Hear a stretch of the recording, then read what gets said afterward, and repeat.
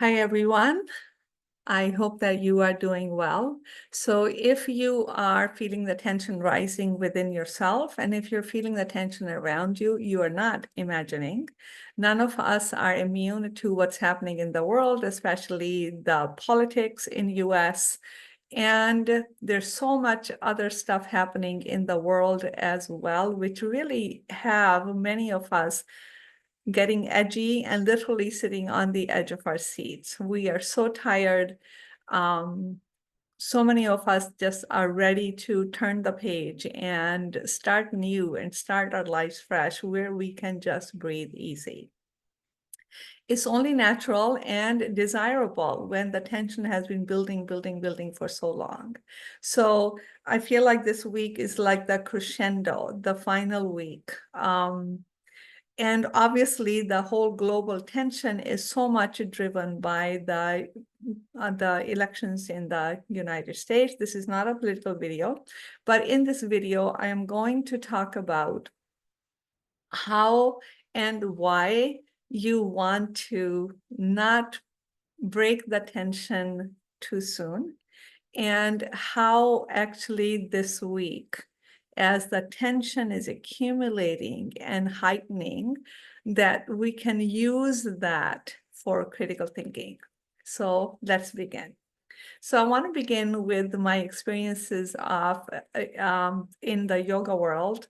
When I used to teach yoga, just when the poses became really intense, that's when the student just wanted to get out. So I would encourage them to stay for 3 more breaths or 30 seconds to go a little step deeper into their experience, and they would. And then I would, tell them a little bit more, because that small window of time was their opportunity to pull into their deep reservoir and bring that power, bring that energy to move through that challenge and grow. So the last 30 seconds or the last 3 breaths is where their growth happened. They didn't like being in there, but they liked the results of it. And similarly, I remember myself attending Kundalini Yoga immersions, where we were asked to do a Kriya for 62 minutes. And it was insane. Mentally, you felt like you were going to go insane. I felt that many times. And, halfway through, you're like, it's enough. It's good enough. Let me out of it.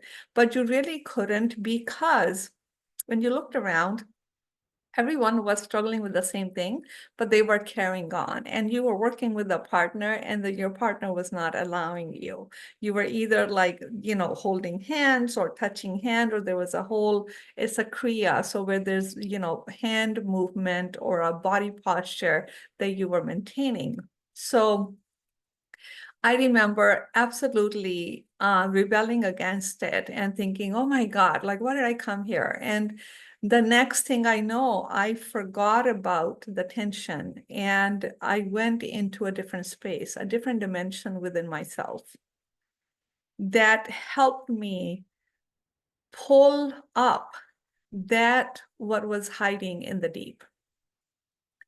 And I finished it. I would finish the 62 minutes. And we were doing these kriyas for, I think, 3 days or 5 days. And this happened repeatedly. And every time I'm like, oh my God, here I go again. But after the second day, I just stopped questioning, and I just surrendered to it and kept going deeper and deeper, kept holding and continuing with the kriyas as long as we were required to do. And I remember some of the experiences and the depth of my experience. They only happened in the last few minutes when I was absolutely rebelling and just wanting to give up. So we do live in times where we have begin to value comfort and convenience. I don't blame you. I value that too.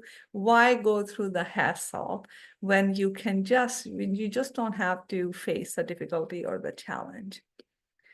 But none of the outer experiences or the outer conveniences or comforts that we enjoy can spare us from the inner challenges or the difficulties that, if we want to resolve them, that we must resolve and we must face.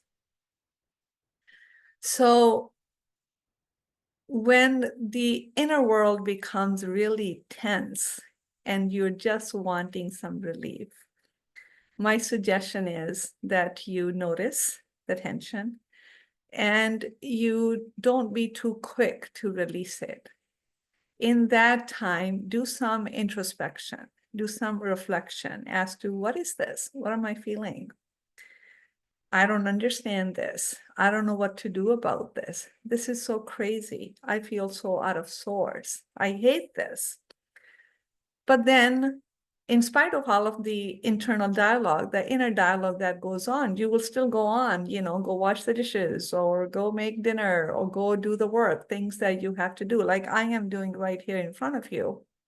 It's not because I have no inner tension. Of course I do. I'm trying to figure out many things, but I don't have the answers. But you still are kind of continuing on because the answers come in action, in momentum. Answers and resolutions don't come when we are sitting still and waiting for the resolutions to come. They actually come when we are in motion, in action. So even though everything does not feel like it's working or you have the answers for, trust that it will, that this is the necessary time period or the process that you should go through, you need to go through, so you can have the answers that you really need. Instead of, because if we don't go into the depth and don't really get the answers that are really there, what do we tend to do? We tend to do the same old. I'm just not going to worry about it. I'm not even going to explore that possibility. And I don't even want to have that conversation. And I don't want to learn this. Whatever. I'm just going to keep doing same old, same old, same old. There's nothing wrong with it. We all do it from time to time. But the question is, it doesn't allow us to move forward. It doesn't allow us to grow. So hence my first point, that don't be so quick to break the tension, because it's an opportunity for you to grow. There's a real opportunity for growth. There's a real opportunity for clarity. It's a real opportunity for you to connect deeply with your own truth. And this is what's going to help you to end the confusion. Okay. And during this time when you're tense, again, carry on what you normally will carry on with your day. If you want to write down, journal, what are you feeling? Why are you feeling? What's going on? What is it that you want to do? Why are you having these thoughts? Which I'm going to lead into my second point. Meditate, go for a walk, go to nature, go, enjoy the nature, enjoy the beautiful fall colors, enjoy a cup of tea, just sit and relax and let the tension work through you and give way to clarity. That's what you're looking for. So don't be too quick to break the tension. It's an opportunity for growth, for connection, for clarity. Okay. My second point I wanted to make, and something that I've been thinking a lot about lately, it's called critical thinking, but I didn't quite know how to talk about it, how to talk about critical thinking.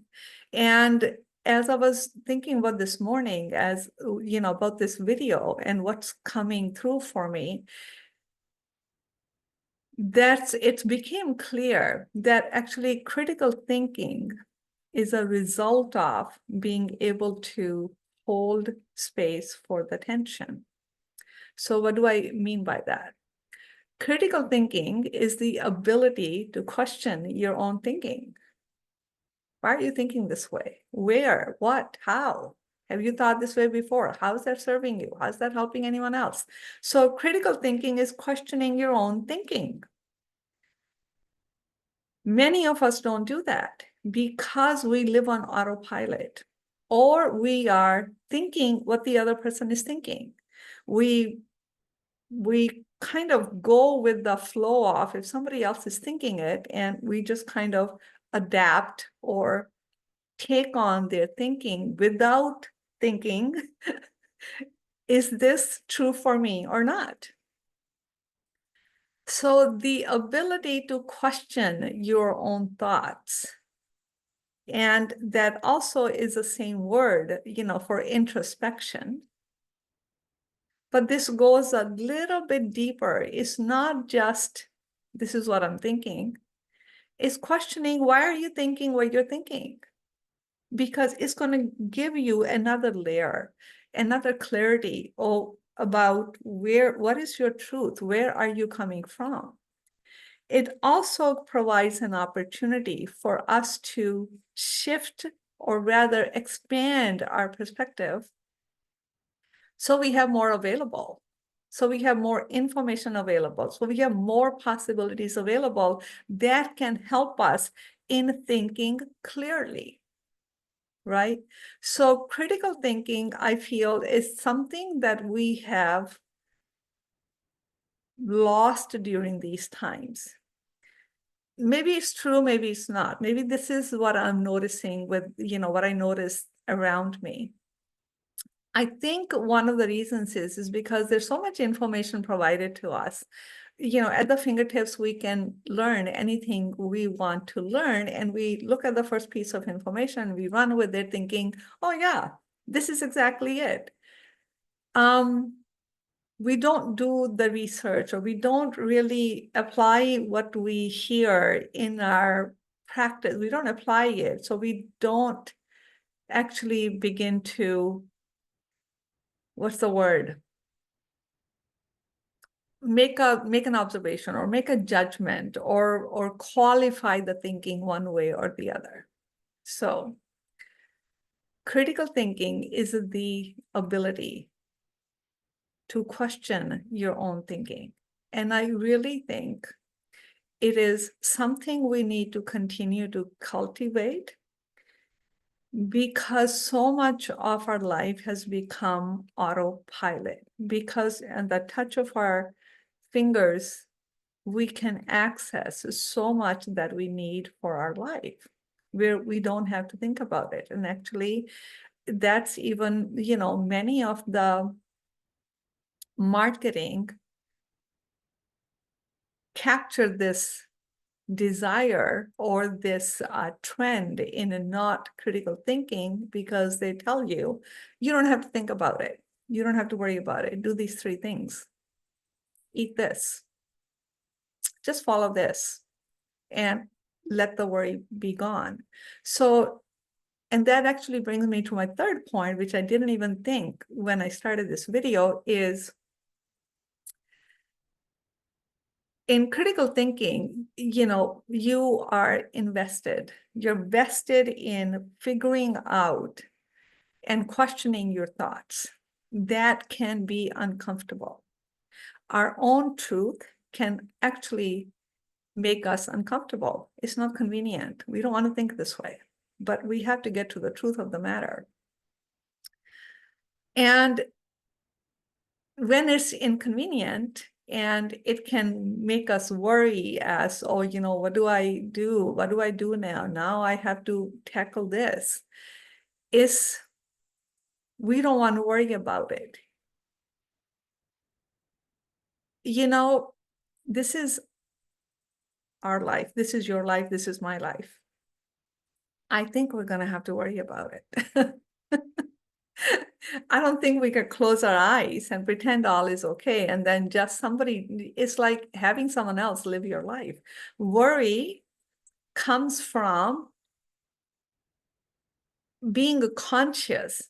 So it's not a worry in the sense that you're going to indulge in it, but it's becoming conscious and seeing reality for what it is. Reality many times is inconvenient, it's uncomfortable, but it's there nonetheless. Not seeing it can make us indifferent, oblivious, and then we really actually don't have the clarity. And we can continue to live with that unclarity and that confusion, a state of confusion, and then continue to be gravitated towards, making the autopilot decisions, making the decisions that we have always have. But the ability to think through, even if it gives rise to worry or inconvenience for the short term, is actually going to free you. So don't be afraid to be worried. It's understanding what to do with that worry. So it's not worry that's going to lead into chronic anxiety. That's not what I'm talking about. That if you are in that state, then you need guidance and help in getting you out of that place. But I'm talking about the day-to-day concern about, oh my God, how am I going to do this? Oh, I can't believe this happened. Like, now I have to deal with this. But then you deal with it. You trust, you cultivate trust in yourself, trust in your ability to be able to navigate through the challenges. And this is how we continue to grow. Okay, so I'm going to end this video. I'm going to just summarize it for you what I said. So number one, don't be too quick to break the tension. That's an opportunity for you to grow. Number two, during that period of tension, when we are forced to think deeply, we become critical thinkers. We question our thinking. That's what's going to give you clarity, right? So the ability to to think critically is something that we should cultivate. And number three is when we want to take charge of our own life, there are going to be parts in us that are going to make us feel uncomfortable. There's going to be worry involved. There's going to be a little anxiety involved. But our life is important enough that we can go through small periods of figuring it out, worry or anxiety, so we can come to the best solution, the best path for us to follow for that particular challenge or in that particular moment in time. Okay, so I hope that made sense.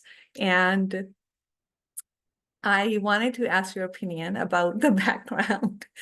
I was trying to go live directly from Zoom to YouTube. I still have to figure that out. But I changed the background and I liked it. It saved me time. I didn't have to make sure, my background was always clean and perfect. In my current office, I have limited space. There's only so many limited ways that I can move my computer. So let me know what you think. I like this background. It even polishes up my hair, something that I don't even do myself, but let me know if it's a thumbs up or thumbs down for the screen. And I didn't introduce myself as this will be in my channel on the YouTube. I'm Meena Puri from Ayurvedic Healing Center. I hope you found this useful. If you did, please like, share, comment, and don't forget to subscribe to the channel. And I wish you a really insightful and memorable week of this tension. And I hope that you get deeper clarity and deeper connection and grow during this week. I'll see you soon.